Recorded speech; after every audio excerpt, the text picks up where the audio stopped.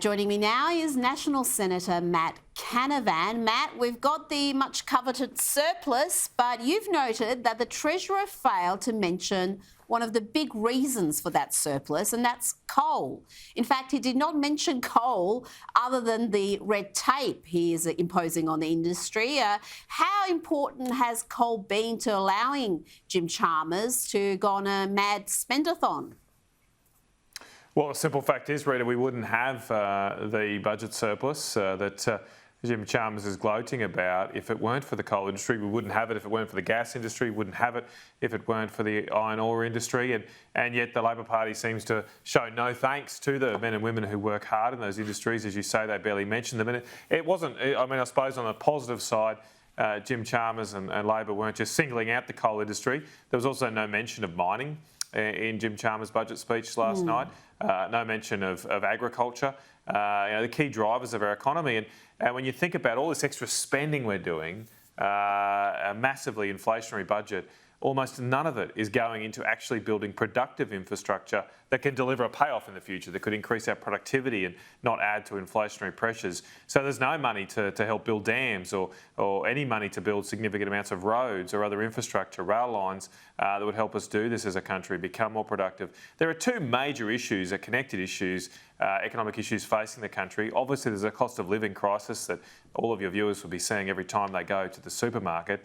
And there is, secondly, a productivity crisis, which is a little bit invisible, but we've had the lowest productivity growth in decades, and neither of those challenges are tackled in this budget, which is such a missed opportunity, given it's the one time of the year the government should be responding to the major economic issues of the day.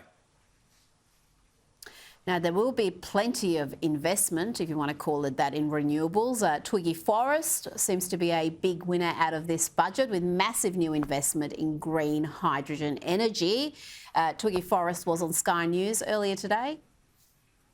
Everyone knows, I've been called everything under the sun for the last 3 or 4 years. Why do you believe in green hydrogen? It's never going to work, blah, blah, blah. And now we can see it's taking off in Europe, it's taking off in North America, and Australia could be a really big winner, Kieran, or we could actually lose. So why not make sure that we give our natural advantages and our hardworking and smart people the best chance they have? Matt, what do you make of this new investment and Twiggy's possible windfall? Not sure what planet Twiggy lives on, but hydrogen is not growing as an energy source around the world. There's a lot of hype about it. The hype about hydrogen is growing enormously. If only we could power our energy grid on wishful thinking, we wouldn't have another blackout to worry about.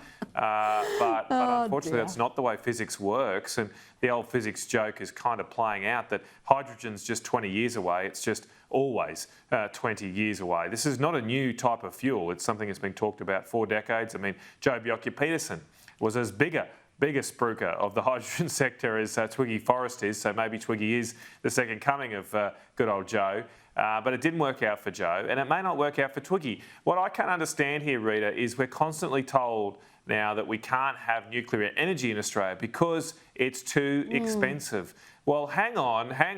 How come hydrogen needs $2 billion of taxpayers' dollars if it's not too expensive? Hydrogen is way, way more expensive than nuclear energy. But why is the government putting so much of our energy and economic security on whether or not hydrogen will work, on this roulette wheel, if you like? Let's put it all on hydrogen, rather than investing also in other technologies like nuclear, which are proven and safe and could deal with the energy shortages and high prices we're seeing at the moment. Well, this is the thing. I mean, nuclear, you know what you're going to get. You're going to get a result for your investment. So it may be expensive initially, but we know it works. We can see it working across a number of advanced nations. Whilst how many billions over the last decade or two have we put into these renewables that have given us nothing? And this one being a prime example.